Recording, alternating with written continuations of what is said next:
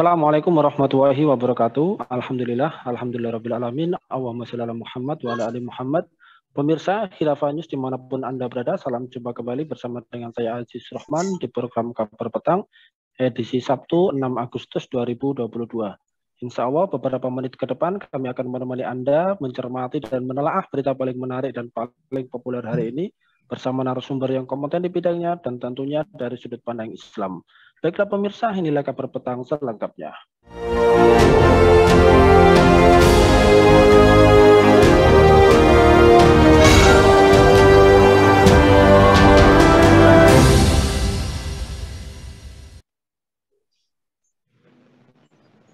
Pemirsa, Presiden Rusia Vladimir Putin menandatangani perbaruan doktrin Angkatan Laut pada hari Minggu 31 Juli yang lalu. Menurut dokumen itu, upaya Amerika Serikat untuk mendominasi lautan dan ekspansi Pakta Pertahanan Atlantik Utara atau NATO merupakan ancaman terbesar yang dihadapi oleh Rusia.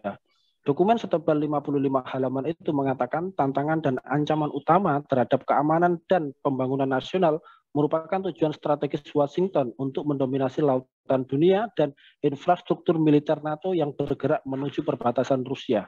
Kebijakan internal dan eksternal independen Rusia menghadapi tindakan balasan dari Amerika Serikat dan sekutunya yang bertujuan untuk mempertahankan dominasi mereka di dunia termasuk lautan. Tulis dokumen doktrin yang ditandatangani pada hari, yang ditandatangani oleh Angkatan Laut Rusia yang dikutip dari AFP hari Minggu 31 Juli yang lalu. Nah pemirsa, bagaimanakah dinamika politik keamanan global pada saat ini? Siapakah musuh sejati dunia Islam? Apakah Amerika Serikat dan NATO satu-satunya musuh bagi kedamaian? Serta apakah situasi politik, keamanan, dan ekonomi dunia muslim sangat dipengaruhi oleh dinamika global? Pemirsa, untuk membahasnya kami telah terhubung dengan pengamat hubungan internasional, Bung Budi Mulyana. Kita sapa dulu beliau. Assalamualaikum warahmatullahi wabarakatuh, Bung Budi. Assalamualaikum warahmatullahi wabarakatuh, Bung Aziz.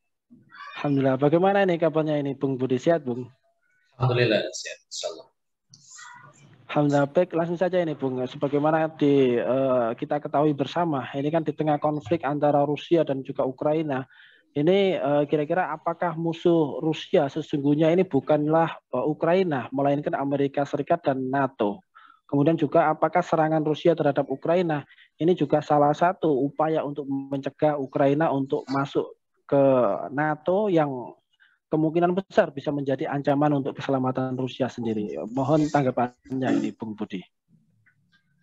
Ya, kalau kita mencermati ya, konflik Ukraina-Rusia yang sudah berlangsung berbulan-bulan ini, dan juga kita melihat peta ya, bagaimana kemudian negara-negara Eropa merespon, bagaimana kemudian Amerika Serikat merespon, ya, dan juga apa yang dilakukan oleh Rusia dalam konteks konflik ini, kita bisa menyimpulkan bahwa memang benar serangan Rusia terhadap Ukraina ini kan adalah bagaimana respon Rusia ya terhadap upaya perluasan NATO ke negara-negara Eropa Timur.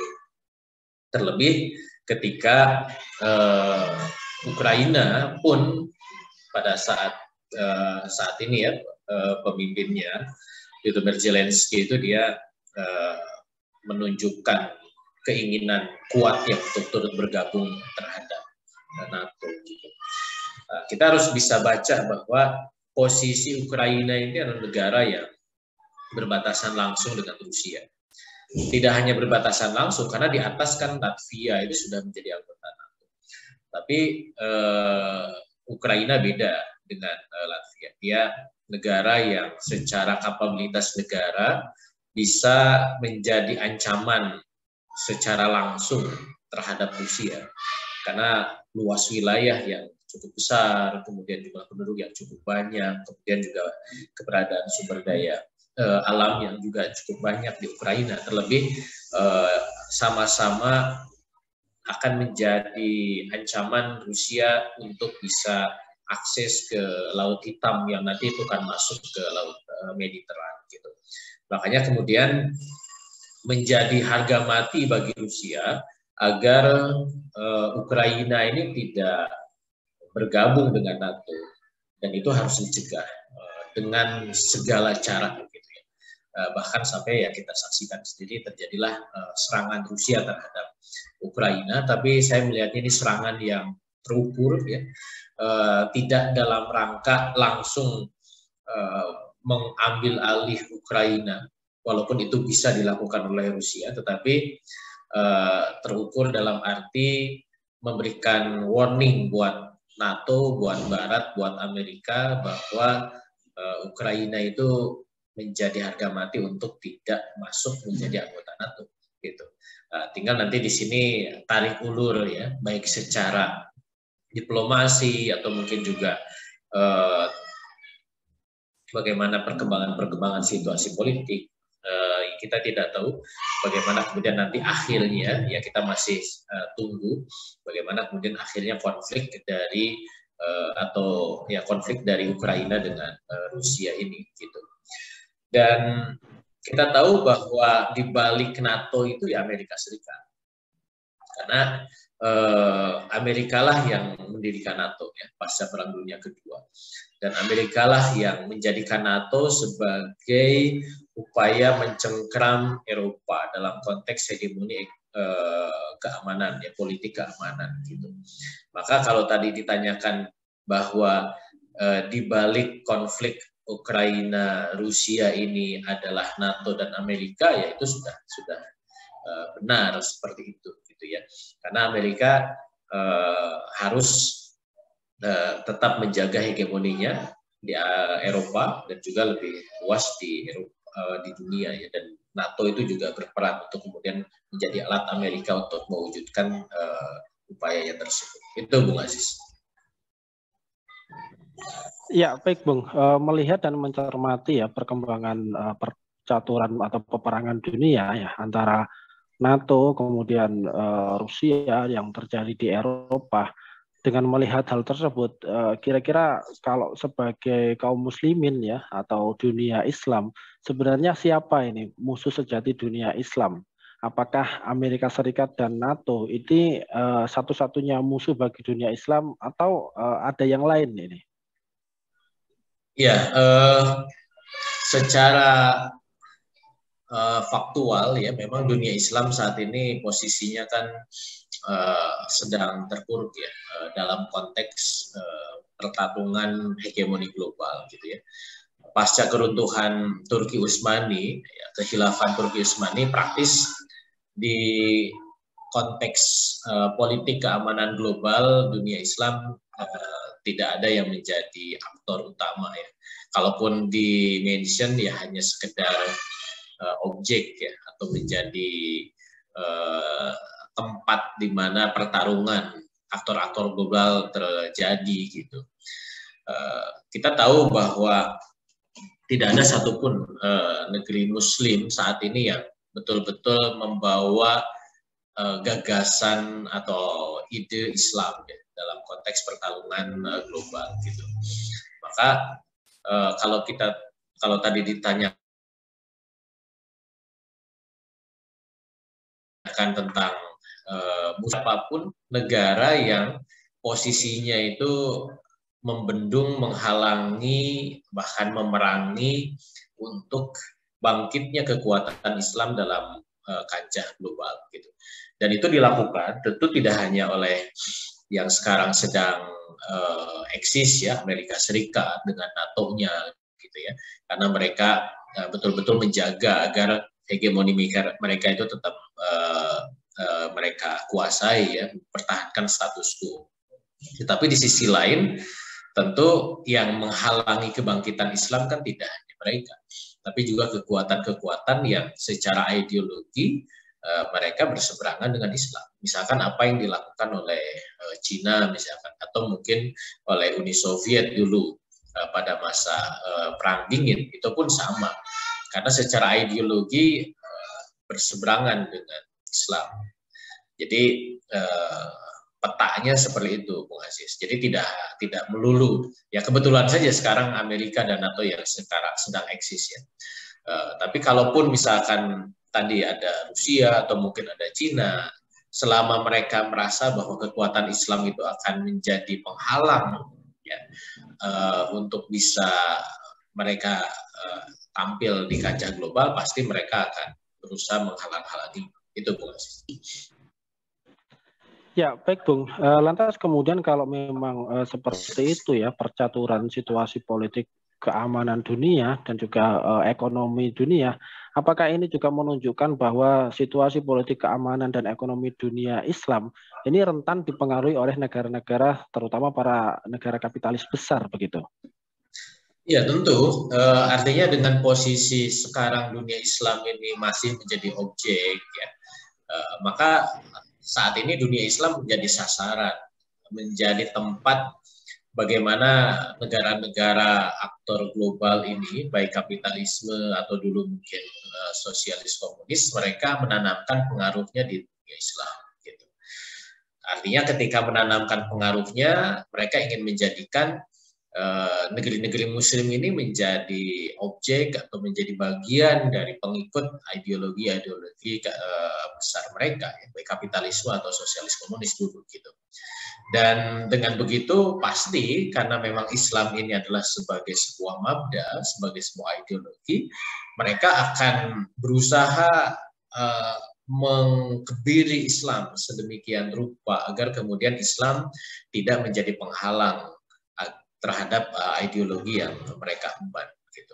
Jadi ini suatu kondisi yang pastinya seperti itu gitu. Itu Bung Aziz. Ya, baik Bung. Ini kalau kita melihat ya, sekarang ini kan kita memasuki tahun baru ya, tahun baru Islam 1444 Hijri ya. Nah, ini dengan semangat baru kepingin agar umat Islam ini bangkit. Kira-kira bisa dijelaskan ini Bung Budi, bagaimana agar dunia Islam ini mampu menjadi satu intensitas umat di satu kawasan yang solid ya, yang kemudian mampu menjamin ya negeri kita, negeri kaum muslimin dan juga umat Islam terbebas dari tekanan dan ancaman negara-negara imperialis. Ya. Bahkan kalau bisa menjadi negara adidaya nomor 1 di dunia. Ini kira-kira umat Islam harus melakukan apa ini, Bung Budi? Ya, kalau kita kaitkan dengan momentum Tahun Baru Islam, sebenarnya ini menjadi momen untuk mengingatkan bahwa dunia Islam ini punya peradaban tersendiri. Apa itu peradaban Islam? Salah satu turunan dari atau buah dari peradaban Islam itu ya hadir sebuah penanggalan yang khas yang kita sebut dengan penanggalan Hijriyah gitu. Dan dulu penanggalan ini menjadi standar internasional ya. Tidak seperti sekarang kita menggunakan penanggalan Masehi dengan mengikuti apa yang diterapkan oleh kapitalisme global yang sekarang sedang mendominasi, sehingga Tahun Baru Islam itu menjadi sesuatu yang asing bagi umat Islam. Justru umat Islam mengikuti Tahun Baru Masehi ya, pergantian tahun. Ini kan salah satu contoh kecil ya dalam konteks untuk bisa menunjukkan bahwa sebenarnya umat Islam punya peradaban sendiri yang harusnya itu yang dibawa dan diemban. Gitu. Kenapa ini tidak lagi terjadi ya? Karena umat Islam sudah kehilangan posisi untuk membawa peradaban itu. Karena peradaban kan tidak bisa dibawa oleh person to person ya. Peradaban itu harus dibawa oleh sebuah negara yang memang mengusung peradaban tersebut, yang kemudian dulu dibawakan oleh Rasulullah dengan daulah Islamnya di Madinah, dilanjutkan oleh para khalifah setelahnya, Khulafaur Rasyidin, dilanjutkan oleh kekhilafan Bani Umayyah, Abbasiyah sampai kekhilafan Utsmaniyah terakhir gitu. Dan disitulah peradaban Islam hadir, muncul, dan eksis secara global, mempengaruhi percaturan politik internasional. Bahkan ketika awal muncul saja, ya, pada masa Rasulullah dan kekhilafahan Khulafaur Rasyidin, itu sudah bisa menggedor dua peradaban yang saat itu sedang eksis, siapa? Romawi dan Persia. Gitu.